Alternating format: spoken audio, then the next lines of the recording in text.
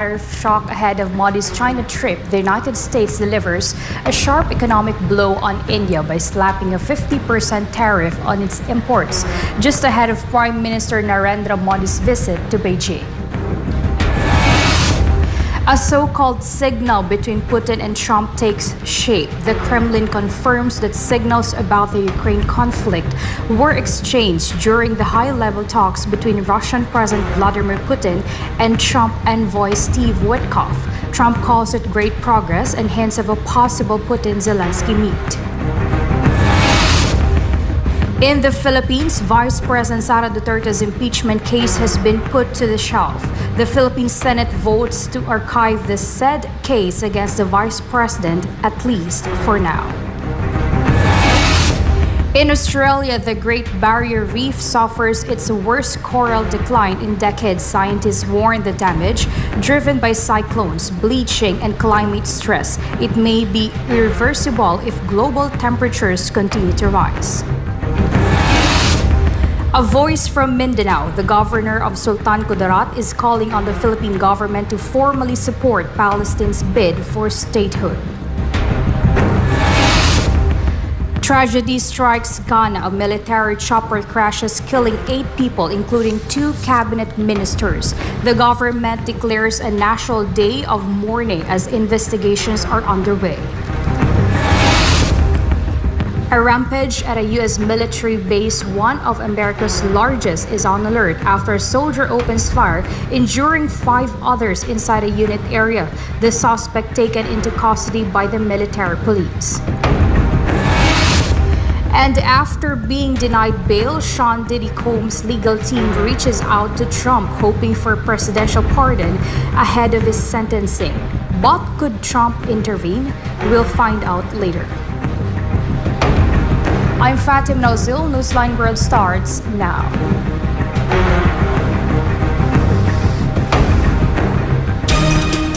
Just days before Prime Minister Narendra Modi's expected trip to China, the United States is turning up the heat on trade, slapping higher tariffs on Indian imports. The move is being seen as both economic and geopolitical. Joy Tabanao files this report. United States President Donald Trump has signed a new executive order doubling down on trade pressure against India. The order imposes an additional 25% tariff on Indian goods, bringing total U.S. tariffs to a hefty 50%. The new rate kicks in on August 27. Washington says the decision is tied to India's continued purchases of Russian oil, despite global sanctions over the war in Ukraine. And the timing is no coincidence. The tariff spike comes as India prepares for what could be its biggest trade standoff with Washington in years. In 2024 alone, India exported $81 billion worth of goods to the U.S., with more than $60 billion now possibly affected by the new duties. Still, Indian economists downplay the overall hit to growth, saying exports make up a small slice of the country's $4 trillion economy. The Reserve Bank of India has kept its growth forecast steady at 6.5%. But beyond trade, the bigger message may be geopolitical. Prime Minister Modi is expected to attend the Shanghai Cooperation Organization Summit in Tianjin, China, later this month. If confirmed, it would be his first visit to China since the deadly 2020 Galwan Valley border clash and his first official trip since 2018. Chinese President Xi Jinping, Russian President Vladimir Putin, and other key regional players are all expected to attend. While details remain under wraps, Modi is also expected to make a stop in Japan, highlighting New Delhi's efforts to balance regional ties as pressure from the West grows. Joy Tabanao, your citizen correspondent, reporting for Newsline World. It's one of the world's most iconic natural wonders, but today, scientists are raising the alarm. Australia's Great Barrier Reef has just suffered its worst coral loss in nearly 4 decades. New research points to a dangerous combination of bleaching, cyclones, and climate stress. Justine Nazario has more. The Great Barrier Reef, home to over 9,000 marine species, is facing an environmental crisis. According to the Australian Institute of Marine Sciences, coral cover in the northern and southern parts of the reef has plunged by as much as 30%. Scientists say the decline follows a massive bleaching event in 2024, one of the most severe on record. The cause? Extreme ocean heat, made worse by tropical cyclones, major flooding, and outbreaks of crown of thorn starfish, all of which have pushed the reef's fragile ecosystem to the brink. Of the 124 reefs surveyed, nearly half showed a dramatic drop in coral cover. The hardest hit, fast-growing species like Acropora, which are particularly sensitive to temperature spikes. Despite the devastating losses, researchers say coral still survives in all regions, but they warn the reef is undergoing pressure, especially with climate change accelerating. Without urgent global action to reduce emissions and protect marine life, experts fear the future of the Great Barrier Reef and the biodiversity it supports could be in serious jeopardy. It's a stark warning from nature, and one scientists say we can't afford to ignore. This is Justin Nazario, your citizen correspondent reporting for Newsline World. Provinces in eastern China are stepping up emergency drought relief as heat waves dry up rivers and threaten crops. Emergency water relief measures are now underway in the region as local governments are rushing to secure water and protect vital harvests. Daniela Paulite reports. Eastern China is facing a severe drought. In Shandong Province, Juxian County, rainfall has plunged more than 60% below last year's levels. With the rivers drying up and heat waves persisting, it's now the most severe drought on local record. Water sources are nearing exhaustion. To respond, officials are diverting water from the Xingfenglong Reservoir, one of the region's largest, into dry riverbeds to help restore irrigation supply. In neighboring Anhui Province, the story is much the same. Crops are struggling under scorching heat and parched conditions. Local teams are drilling dozens of emergency wells, cleaning out old ones, and clearing irrigation canals to ensure water can reach farms. To supplement the shrinking supply, officials have also tapped into China's massive south-to-north water diversion project. Since late July, over 14 million cubic meters of water have been transferred into the region. The eastern route of the diversion project draws from the Yangtze River, lifting water north through a series of ancient canals and pumping stations, is now playing a key role in drought relief. As climate extremes become more frequent, East China is racing to secure water supplies and protect food production in the country's agricultural land. Reporting for Newsline World, Daniela Paulite, SMNI News. Where is the vice president? That's the question circulating online in political circles as Vice President Sara Duterte remains largely out of the public eye. Amid growing speculation and a dip in her latest survey numbers, her spokesperson is setting the record straight, insisting the vice president is still actively leading the office of the vice president, albeit virtually. Jason Rubrico has a full story. In recent days, questions have been raised about the whereabouts of Vice President Sara Duterte, with some asking whether she remains actively engaged in her duties. While her exact location and schedule have not been disclosed, Office of the Vice President spokesperson, Attorney Ruth Castelo, assured the public that the Vice President continues to lead the office virtually. Her involvement never diminished. Even if she's not physically here, she's still the one running the office. Kasi may technology naman diba?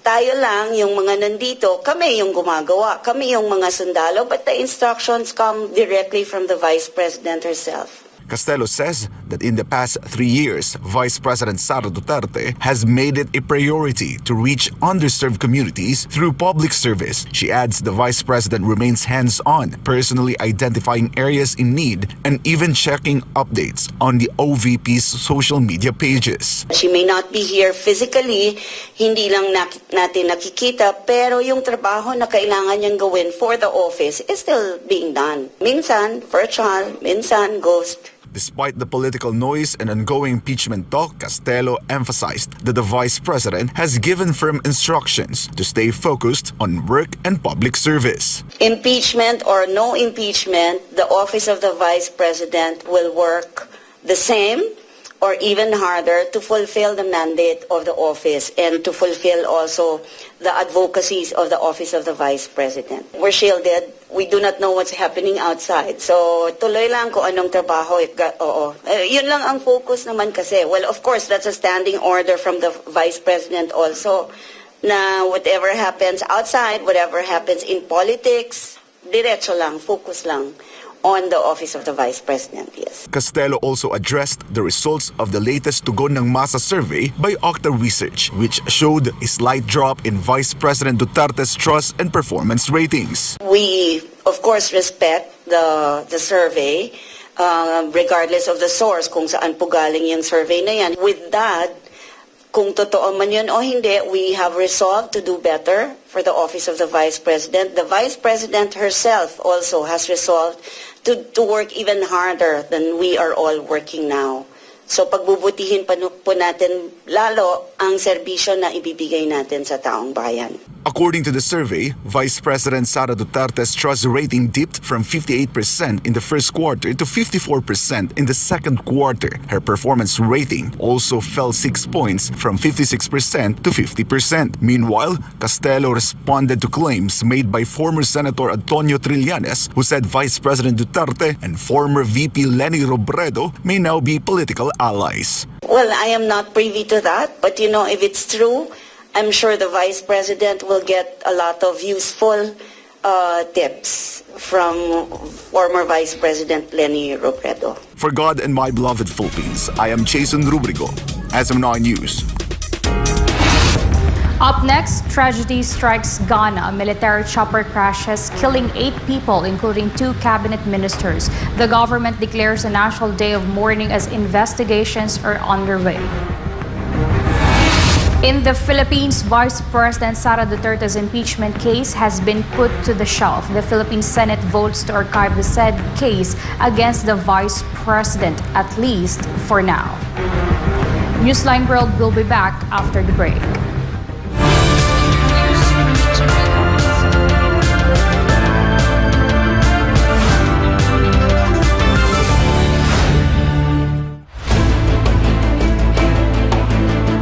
Sa tuwing bumabaha, hindi lang seguridad ang nalalagay sa alanganin, pati na rin ang kalusugan. Isa sa mga bantang dapat iwasan, ang leptospirosis. Ano nga ba ito? Ito ay isang sakit na dulot ng bakterya na tinatawag na leptospira. Nakukuha ito sa pamamagitan ng kontak sa ihi ng mga hayop na may leptospira tulad ng mga daga. Pwede itong makuha sa pagsulong sa baha o pag-inom ng kontaminadong tubig. Nakakapasok ito sa katawan sa pamamagitan ng mga sugat, mata, ilong o bibig. Ang mga sintomas nito ay lagnat, mapulang mata, hirap umihi, masakit na tiyan, masakit na kalamnan, at masakit na ulo. Paano nga ba maiiwasan ang leptospirosis? Ugaliin ang tamang pagtatapon ng basura dahil ang mga maruruming lugar ang kadalasang pinupuntahan ng dagang may dalang leptospirosis. Iwasang lumusong, maglaro o lumangoy sa baha, lalo na kapag may sugat. Gumamit ng bota at gloves kung hindi maiiwasang lumusong sa tubig baha. Sumpuin ang mga daga sa bahay at panatilihin ang kalinisan sa komunidad. Hugasan ng malinis na tubig at sabon ang mga paa matapos lumusong sa baha. Sa kalinisan ng bawat isa, nakasalalay ang kaligtasan ng buong komunidad. Ang paalalang ito ay hatid sa inyo ng SM9.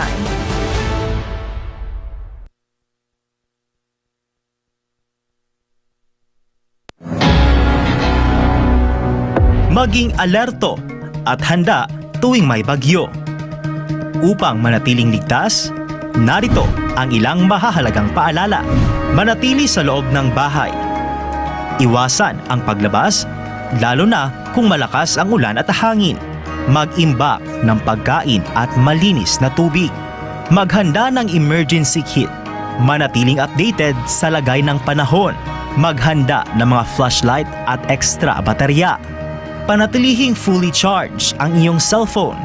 I-secure ang mahahalagang dokumento sa waterproof na lalagyan. Patayin ang kuryente, gas at tubig kung may banta ng pagbaha. Alamin ang iyong local emergency hotlines.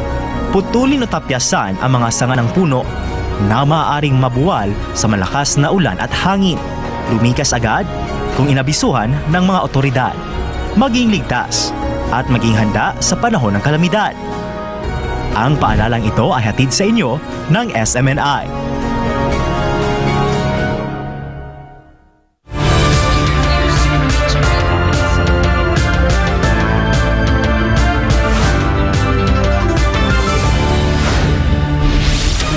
A national tragedy in Ghana. 2 cabinet ministers and 6 others were killed when a military helicopter went down in the southern Ashanti region. The government has confirmed the devastating loss as the nation enters a period of mourning. Virgil Parba has a full story. A deadly helicopter crash has claimed the lives of 8 people in Ghana, including 2 of the country's top-ranking cabinet officials. Killed in the crash were Defense Minister Edward Omani Buama and Minister of Environment, Science and Technology Ibrahim Murtala Mohamed. They were on board a military Z-9 helicopter when it lost radar contact and went down during a routine flight over central Ghana. Also among the victims, 3 senior government officials and 3 Air Force crew members. The Ghana Armed Forces say search and rescue teams were immediately deployed, but sadly, no survivors were found. The exact cause of the crash remains under investigation. Officials have not ruled out mechanical failure, but say all possibilities are being reviewed. In response, the Ghanaian government has declared a national day of mourning with flags at half-mast and full state support promised for the victims' families. This marks one of the most significant losses for Ghana's leadership in recent memory, sending shockwaves through the nations and across West Africa. Investigators from Ghana's Military and Civil Aviation Authority are now working to determine what went wrong. More updates are expected in the coming days. This is Virgil Parba, your citizen correspondent, reporting for the Newsline World. A shooting incident inside one of the U.S. Army's largest installations has left 5 soldiers injured. The gunfire erupted at Fort Stewart in Georgia, home to the 3rd Infantry Division. Authorities say a fellow soldier opened fire inside a unit area. Franco Baranda has the news. What began as a typical day inside Fort Stewart quickly turned violent when a soldier opened fire on his own unit. Army officials say 5 service members were injured in the attack. 3 of them required surgery but are expected to recover fully. 2 others sustained less severe injuries. The gunman, whose name has not yet been officially released, is an automated logistics specialist with no prior combat deployments. According to Army officials, he had been arrested for driving under the influence back in May, but his command was unaware of the incident until today. The shooting took place in a unit area and was not part of a training exercise. Investigators are now working to determine the motive behind the attack. Fort Stewart is the largest U.S. Army base east of the Mississippi River, often called upon for rapid deployments to conflict zones. Meanwhile, speaking at the White House on Wednesday, President Donald Trump vowed the perpetrator of this atrocity will be prosecuted to the fullest extent of the law. I'd like to say a few words about the shooting at Fort Stewart in Georgia. As you know, 5 people were seriously wounded and 2 very, very seriously hurt around 11 o'clock this morning. The shooter is now in custody, and the Army Criminal Investigation Division is on site to ensure that the perpetrator of this atrocity, which is exactly what it is, will be prosecuted to the fullest extent of the law. The entire nation is praying for the victims and their families, and hopefully they'll fully recover, and we can put this chapter behind, but we're not going to forget what happened. We're going to take very good care of this person that did this horrible person. As of now, the suspect is in custody. No charges have been formally announced, but military and federal law enforcement agencies are continuing the investigation. Reporting for Newsline World, Franco Baranda, SMNI News. Vice President Sara Duterte's legal team is welcoming the Senate's move to archive the impeachment case against her, or at least for now. After 4 hours of deliberation, 19 senators voted in favor of archiving the impeachment complaint against Vice President Sara Duterte. 4 voted against and 1 senator abstained. The Senate's decision follows a recent Supreme Court ruling which said the transmission of the articles of impeachment to the upper chamber was premature. Among those who voted to archive the complaint were Senators Alan and Pia Cayetano, Ronald De La Rosa, J.V. Ejercito, Jinggoy Estrada, Francis Escudero, Sherwin Gatchalian, Bongo, Lito Lapid, Loren Legarda, Mark Coleta, Aimee Marcos, Robin Padilla, Rafi and Erwin Tulfo, Joel Villanueva, Camille Villar, Mark Villar, and Senate President Mig Zubiri. Voting against were Senators Bam Aquino, Risa Hontiveros, Kiko Pangilinan, and Tito Soto. Senator Ping Lacson abstained. In a brief statement, Vice President Duterte's legal team said, they respect the Senate's move and will now focus on complying with the Supreme Court's directive by filing their formal comment on the case. The impeachment complaint now remains archived unless revived through a new resolution or a fresh ruling from the High Court. Brazil's President Luiz Inácio Lula da Silva is warning of growing threats to the country's economy and sovereignty as he pushes back against a fresh round of U.S. tariffs. Lula says Brazil will fight back at the WTO and wants to rally allies in BRICS for a coordinated response. This report. During a major economic meeting in the capital, Lula made his sharpest remarks yet against Washington's recent tariffs on Brazilian goods. Nos mais de 200 anos de relações bilaterais de uma ação arbitrária como esta que sofremos. Nossa democracia está sendo questionada. Nossa soberania está sendo atacada. Nossa economia está sendo agredida.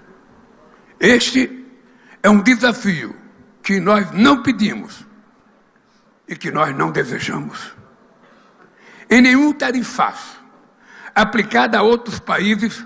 The Brazilian president said his government would fight the tariffs using every legal mechanism available, starting with the WTO.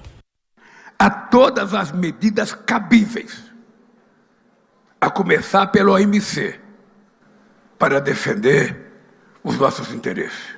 While ruling out trade negotiations with President Trump, Lula said he would still reach out, not to talk tariffs, but to invite him to the upcoming COP Climate Summit. Lula said he also plans to extend the same invitation to China's Xi Jinping and India's Narendra Modi to hear their positions on the climate crisis. As part of a broader pivot, Lula highlighted Brazil's efforts to diversify trade ties, citing talks with the UAE, Canada, and key Asian economies. O Brasil hoje não pode ficar dependendo de um único país. Nós queremos negociar desde o Uruguai, Paraguai, Argentina, Equador, Bolívia, com a China, com a Rússia, com os Estados Unidos, com a Índia, com os países asianos. Nós queremos negociar, nós queremos vender, nós queremos comprar, nós queremos crescer, nós queremos compartilhar as coisas nesse mundo. A Brazilian trade mission led by Vice President Geraldo Alckmin will head to Mexico on August 24. Both nations have been hit by U.S. tariffs. Lula also defended Brazil's digital payment innovation against what he calls fear-based economic retaliation. Meanwhile, Lula has also proposed a coordinated BRICS response to U.S. tariffs. In an interview with Reuters, the Brazilian president said Trump is attempting to dismantle multilateralism and impose unilateralism by negotiating one-on-one with other countries. He warned that smaller economies like those in Latin America have little leverage under such a system. Lula said he plans to reach out to his Chinese and Indian counterparts, Xi Jinping and Narendra Modi, followed by other BRICS member leaders on the issue.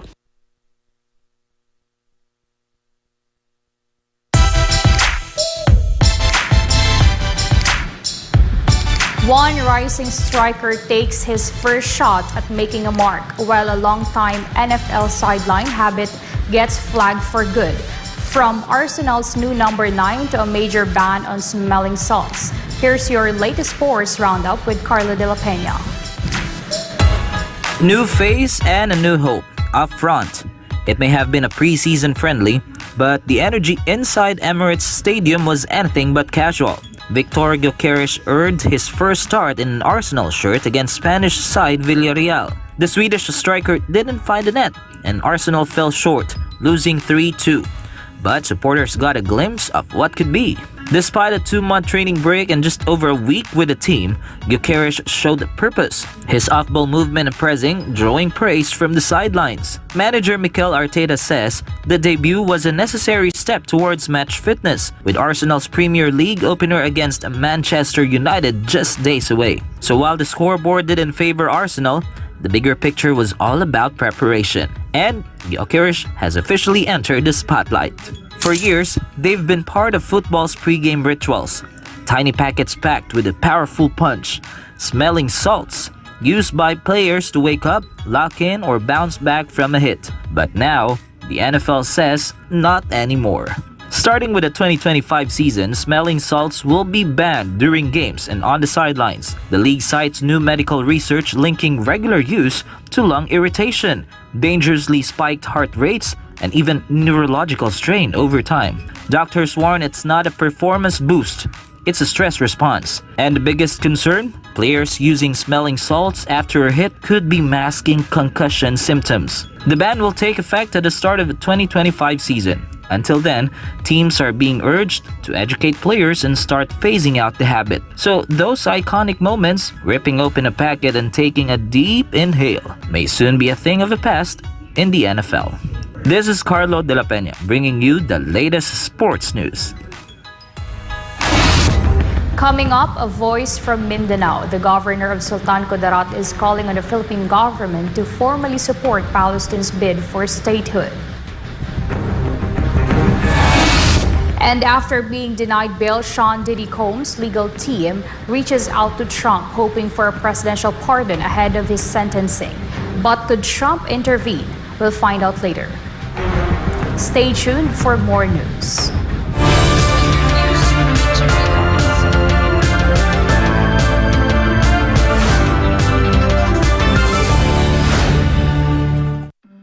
Matunog ngayon ang salitang impeachment sa Pilipinas dahil sa nakambang impeachment trial kay Vice President Sara Duterte. Pero ang tanong ng taong bayan, ito ba ay para sa interes ng bansa o para sa politikal na motibo lamang? Sa ilalim ng saligang batas, may mga opisyal ng pamahalaan na maaring tanggalin sa pwesto sa pamamagitan ng impeachment. Kabilang dito ang Pangulo, Pangalawang Pangulo, mga mahistrado ng Korte Suprema, mga miyembro ng Constitutional Commission at ang Ombudsman.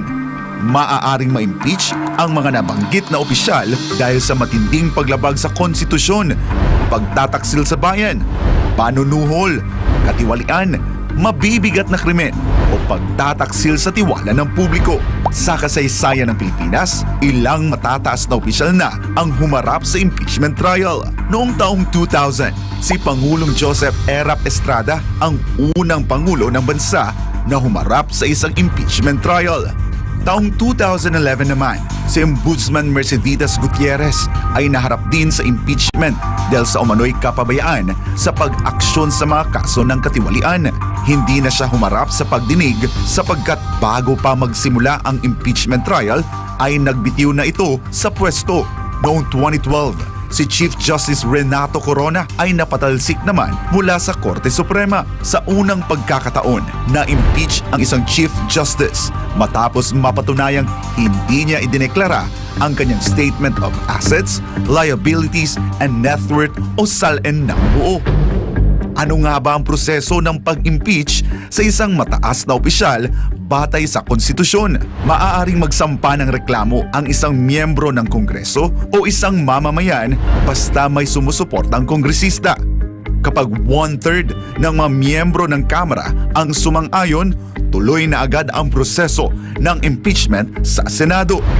sa sandaling maaprubahan ito ng House of Representatives. Binubuo na ang Articles of Impeachment, isang dokumento na naglalaman ng mga aligasyon o batayan para sa impeachment. Pero tandaan, walang impeachment proceedings na maaaring isampa laban sa parehong opisyal ng higit sa isang beses sa loob ng isang taon. Ang Senado naman ang magsisilbing impeachment court kapag ang Pangulo ang nililitis, ang punong mahistrado ang namumuno, ngunit hindi bumoboto. 2/3 ng mga senador ang kailangan para hatulan ang opisyal. Anong parusa? Pagkakatanggal sa pwesto at diskwalipikasyon na makabalik sa gobyerno. Ang impeachment ay hindi simpleng usapin sa politika. Isa itong seryosong proseso na maaaring makaapekto sa kinabukasan ng bansa. Kaya sa panahong puno ng ingay at intriga, kinakailangan nating maging mapanuri, patas at maging makabayan. Bantayan natin ang katotohanan, pumanig tayo sa hustisya at higit sa lahat, unahin natin ang interes ng sambayanang Pilipino.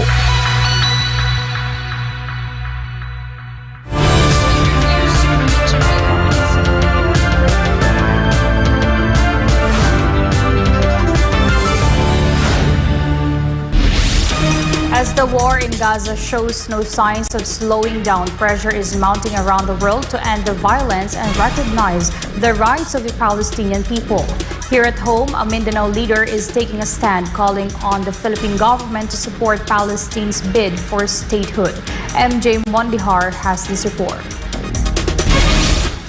Amid the ongoing crisis in Gaza, the international community is renewing its calls for an end to the conflict in the Middle East. Here in the Philippines, Sultan Kudarat Provincial Governor Datu Pax Ali Mangudadatu expressed support for Palestine's independence. In a press conference, he urged the provincial board to pass a resolution in support of the call. I am urging the Sangguniang Panlalawigan to issue a resolution urging the national government headed by President Marcos to officially support the recognition of Palestine as an independent, free, and sovereign state sa upcoming United Nations conventions. According to the United Nations, the death toll in Gaza continues to rise as a result of Israeli military operations. Reports from humanitarian groups indicate that most of the casualties are civilians, including children and women. Ilang thousands na po ang namatay. By the latest count of the United Nations, 70,000 na po ang namatay because of the oppression, injustices, and genocide conducted by Israel. Nakakalungkot. In July of 2024, reports emerged that an Israeli airstrike hit a Catholic church in Gaza. There were evacuees inside the church when the bombing occurred. Even the Pope expressed concern over the incident. This prompted renewed and international calls for justice and an immediate end to the violence.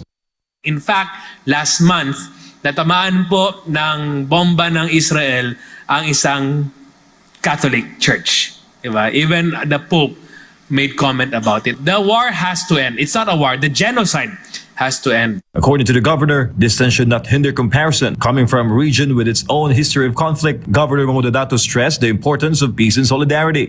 Although Palestine is a world away from Sultan Kudarat, that will not make us stop caring for the people around the world.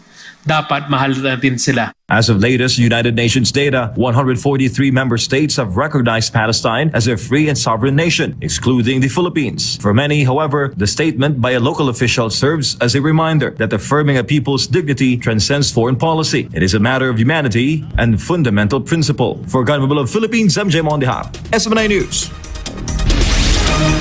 Japan marks 80 years since the atomic bombing of Hiroshima, honoring the lives lost and renewing calls for global peace. Stella Maris has a story. On Wednesday, hundreds gathered at the Hiroshima Peace Memorial, offering flowers, prayers, and holding photos in silent tribute to the 140,000 lives lost. Japan's Prime Minister Shigeru Ishiba led the ceremony, renewing calls for nuclear disarmament. 広島、長崎にもたらされた惨禍を決して繰り返してはなりません。非核三原則を堅持しながら、核兵器のない世界に向けた国際社会の取り組みを主導することは、唯一の戦争被爆国である我が国の使命であります。On August 6, 1945, the U.S. dropped the first atomic bomb on Hiroshima in a bid to force Japan's surrender and end World War II. Survivors and visitors gathered in prayer, united in their call for peace.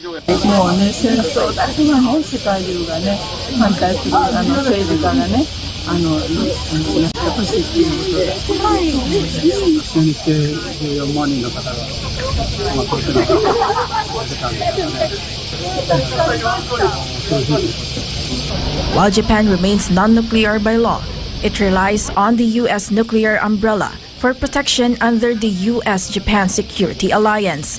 This is Stella Maris, your citizen correspondent reporting for Newsline World.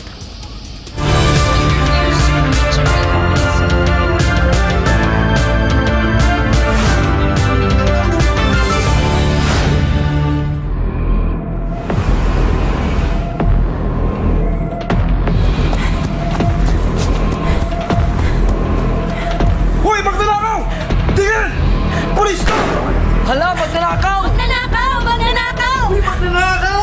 Magnanakaw! Magnanakaw! Ano kayang gagawin ko? Ipamimigay ko yung konti para tumigil sila sa pag-iingay. Pare, magnanakaw, namimigay ng pera. Ito ang sayo. Wow! Ang bait ng magnanakaw! Ito naman sayo. Kuya, yung eto share ko. Sana Huwag ka nang maingay. Eto pa. Tama na yan. Nakikipalato lang kayo eh. Huwag nang maingay.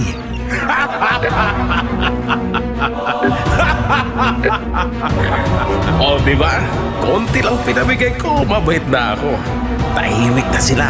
Easy. Ngayon, pwede ko na tong suluhin. Masaya ang mga tao, pero tama po ba ito? Di po ba ang nakikinabang sa magnanakaw ay kasabwat ng magnanakaw? Ikaw, kinukonsenti mo ba ang legal na korupsyon?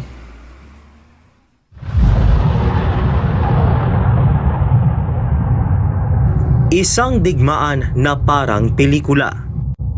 Missiles, drones, at bunker-busting bombs. Pero ang epekto, totohanan.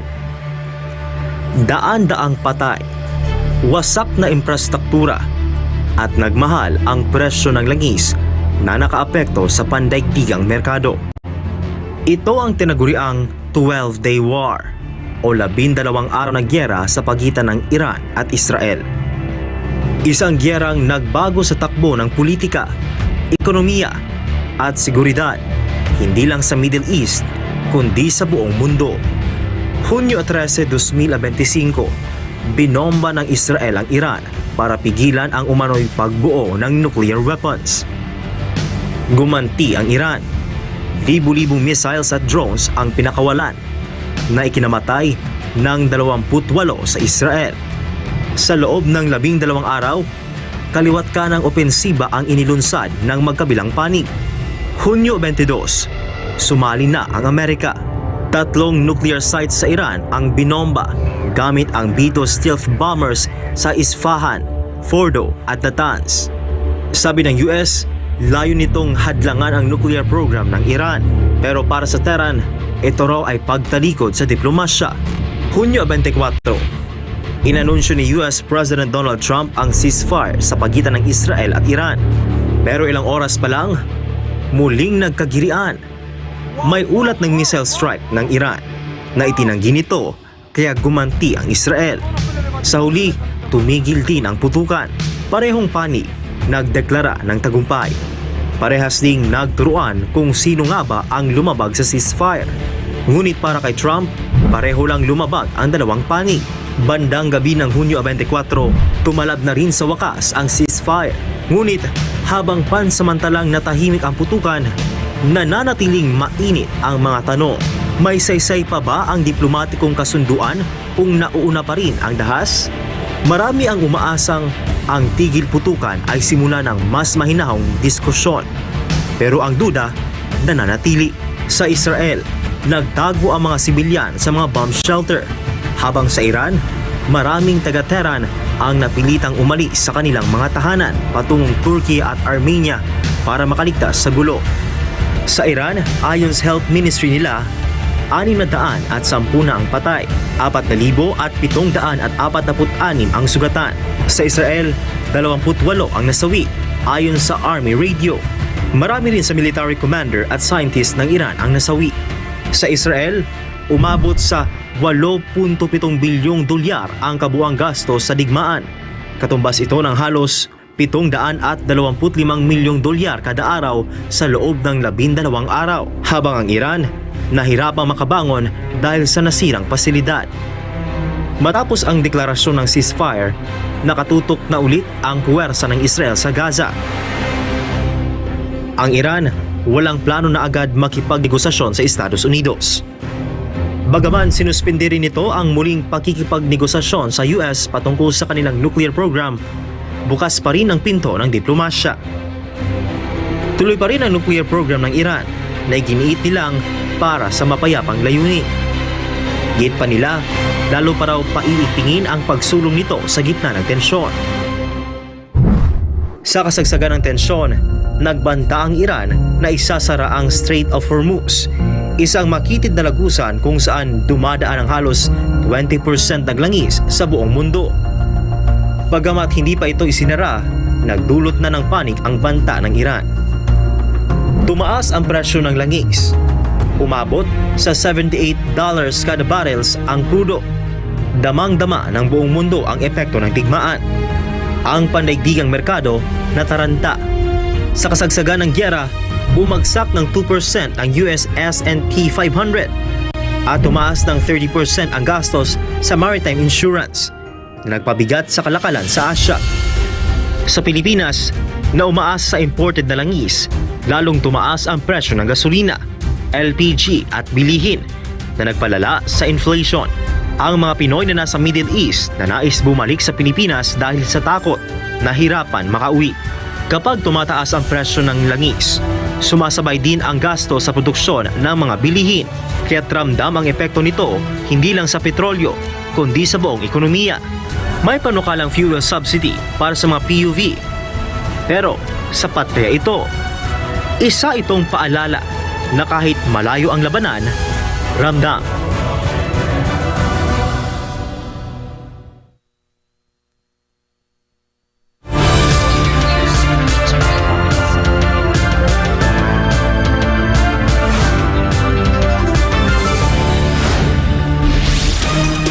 President Ferdinand Marcos Jr. is on a mission to strengthen economic ties between the Philippines and India, starting with a major push for the Sanglay Aerocity project in Cavite.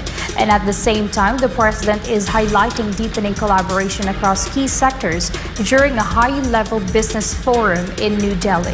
Preslyn Catarong reports. At the Taj Mahal Hotel in New Delhi, President Marcos met with top executives of the GMR Group, a strategic partner in the Sanglay Aerocity project, an ambitious plan to build an international airport and aerotropolis in Cavite. The massive development is expected to cost between $3 to $4 billion, with projected revenues of up to $500 million and job opportunities for as many as 15,000 Filipinos. Joining the president were key cabinet officials, including Trade Secretary Cristina Roque, Finance Secretary Ralph Flecto, and Interior Secretary John Vic Rimulya, who says this project could ease congestion at NAIA and transform Philippine air travel. Pag makompleto po yan, within 2.5 years, makadadagdagan tayo na isa pang runway, 20 million more passengers within 2 years. Lulubag ang NAIA, gaganda, liginhawa ang biyahe na lahat ng ating Pilipino at dadami ang mga dayuhan na pupunta dito bilang turista. GMR Group is an Indian multinational conglomerate established in 1978. It operates through a public-private partnership model and is globally recognized for its work in airport, energy, transportation, and urban infrastructure sectors. Also in New Delhi, President Marcos led the Philippines-India CEO Roundtable, where 17 top executives gathered to explore new ways to boost trade, investment, and innovation between the two nations. In his keynote remarks, Marcos emphasized growing convergence between Manila and New Delhi in vital sectors like information technology, healthcare, infrastructure, and business process management. We are here not only to present to you the Philippines as an investment destination. We are also here to listen to you, and so that we in the Philippines know what it is that you require to bring that investment to the Philippines. The Philippines-India CEO Roundtable is a flagship initiative designed to enhance private sector collaboration between companies currently operating or planning to operate in either country. For God and from a beloved country, the Philippines, this has been Cresceline Catarong, SMNI News. U.S. President Donald Trump says he is seriously considering taking control of Washington, D.C.'s police force, calling the city unsafe and in need of urgent federal intervention. In a media huddle, Trump said crime in the capital is ridiculous, citing recent assaults and ongoing safety concerns. He added that his team is reviewing the possibility of overriding the D.C. Home Rule Act, potentially stripping local officials of key powers. The president also hinted at deploying the National Guard and launching a full federal cleanup, targeting everything from violent crime to graffiti and crumbling roads. Are you considering taking over the DC police? Is that an option on the table? We're considering it, yeah, because the crime is ridiculous. I could show you a chart comparing DC to other locations, and you're not going to want to see what it looks like. Now, we want to have a great, safe capital, and we're going to have it. And that includes cleanliness, and it includes other things. We have a capital that's very unsafe. We're going to do something about it. So whether you call it federalized or what, and that also includes the graffiti that you see, the papers all over the place, the roads that are in bad shape, the medians that are falling down, the median in between roads that's falling down. We're going to beautify the city. We're going to make it beautiful. And what a shame. The rate of crime, the rate of muggings, killings, and everything else, we're not going to let it. And that includes bringing in the National Guard, maybe very quickly, too. We have to run D.C. This has to be the best run place in the country, not the worst run place in the country. And it has so much potential, and we're going to take care of it. You're going to be safe. You're going to be safe walking down streets. You're not going to get mugged.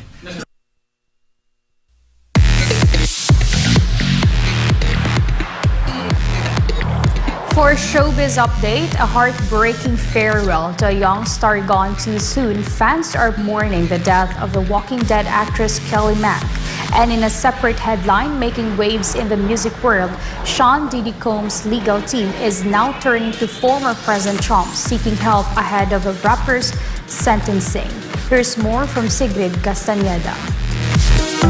Fans were heartbroken over the death of actress Kelly Mack, best known for her role as Addie in the American post-apocalyptic horror drama series The Walking Dead. Kelly's central nervous system was attacked by an aggressive tumor, a diagnosis confirmed by her family. She passed away this weekend in Cincinnati, Ohio. The news was confirmed by her sister Catherine through Kelly's personal Instagram account, saying the actress was surrounded by her family during the time.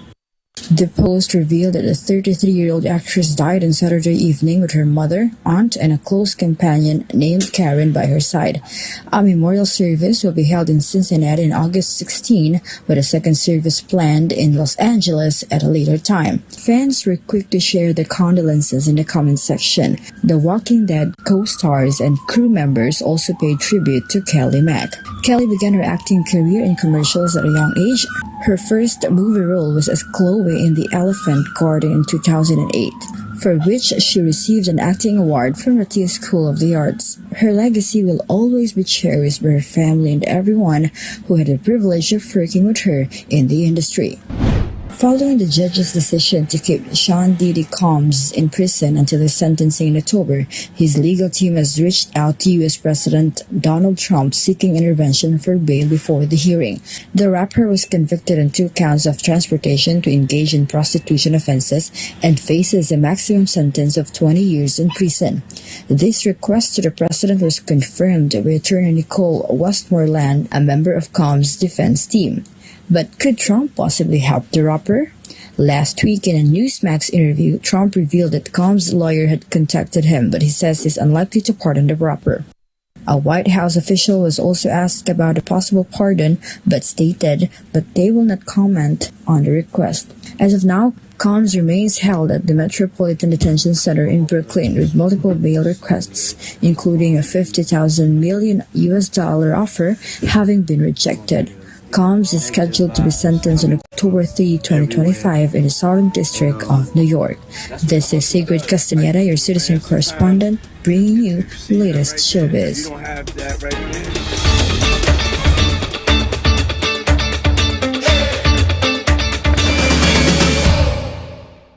Golden retrievers are already known for their playful charm and intelligence. But in today's dose of internet joy, one golden retriever named Sunday is capturing hearts online, not with a bark or howl, but with a moo. In a now viral video posted on the TikTok account at Sunday, the golden retriever, Sunday can be seen wearing an adorable cow hat while letting out a loud, deep, and drawn-out moo that sounds exactly like a cow.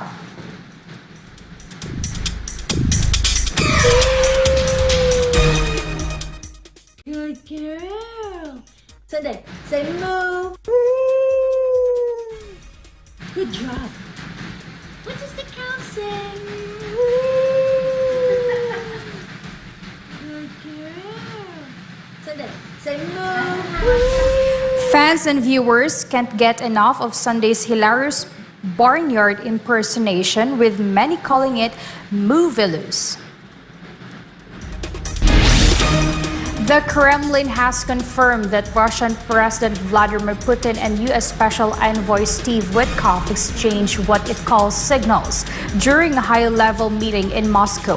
Witkoff's visit comes amid new pressure from U.S. President Donald Trump to secure a peace deal or risk new tariffs, Prince Tripoli reports.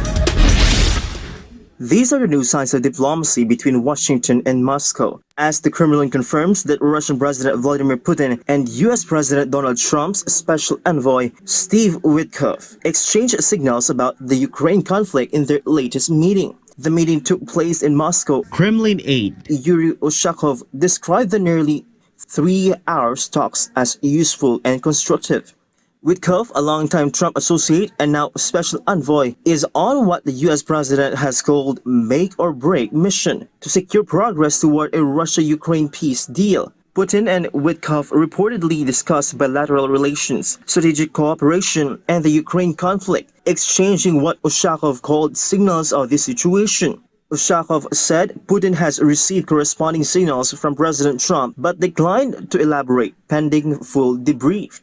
Trump has recently pushed Moscow to strike a deal with Kyiv, warning of secondary tariffs as high as 100% on Russia and its allies if no progress is made. Moscow says it welcomes Trump's mediation but has pushed back against threats, calling ultimatums counterproductive. Meanwhile, Russian Direct Investment Fund CEO Kirill Dmitriev, a key economic envoy, expressed optimism online, thanking Witkoff for the visit and that dialogue will prevail. Reporting for Newsline World, this has been Prince Tripoli, your citizen correspondent. Trump praised the high-level meeting between Putin and Witkoff in Moscow. The talks come as Washington pushes for a breakthrough in the Ukraine conflict, and Trump is now suggesting a possible summit between Putin and Ukraine's Zelensky. Jane Cognita for the details. U.S. President Donald Trump is describing the Putin-Witkoff talks in Moscow as highly productive, saying his envoy relayed messages that brought both sides closer to ending the Ukraine conflict. Well, there's a very good prospect that they will.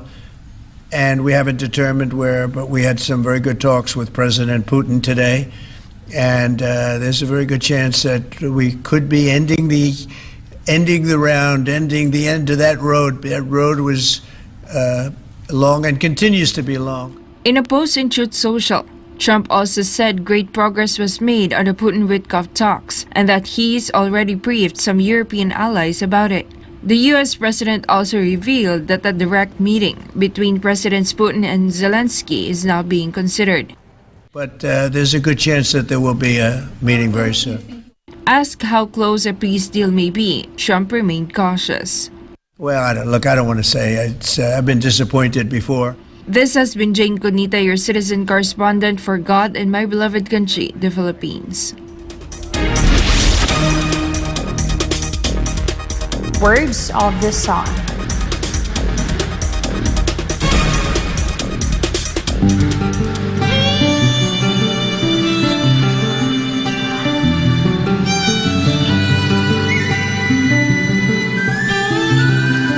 When we love, we do not love in words, but in deeds.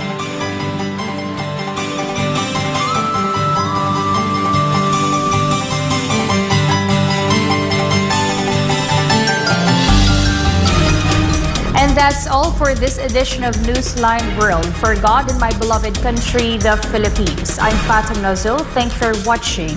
Goodbye.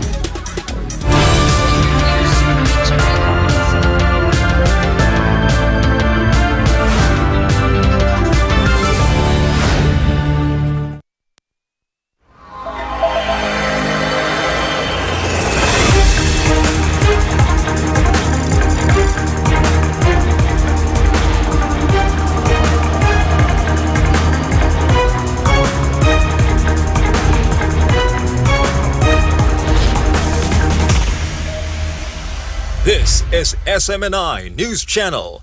Truth that matters.